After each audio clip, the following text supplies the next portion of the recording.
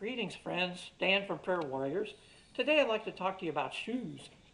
I always recommend doing a verse by verse study, chapter by chapter, throughout the Bible. However, you can do word studies as a change of pace.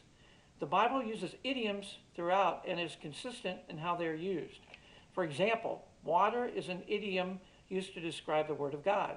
Here, we wash in the Word to cleanse and sanctify ourselves daily.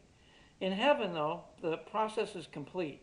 We're in our glorified bodies, and there's no need to cleanse us from sin because we're in our sinless bodies, and we then stand on the glassy sea.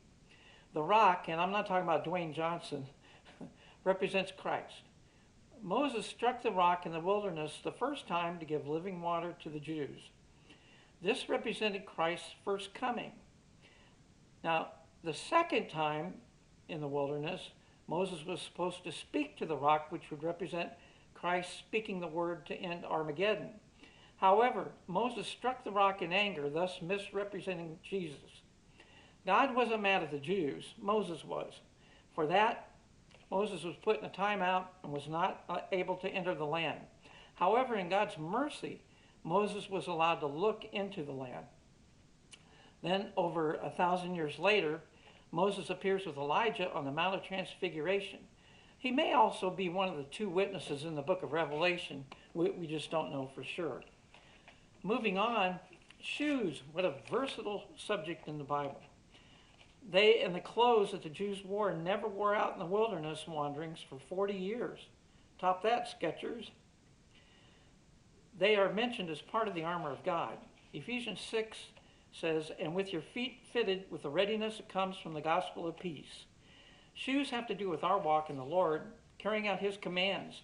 They involve our efforts, but through his strength. When we are in his presence, though, our works amount to nothing, and we are to take them off as Joshua did in the presence of the Lord. Joshua was told to take off thy shoes, you're on holy ground. Now, the book of Ruth gives another example about the kinsman redeemer.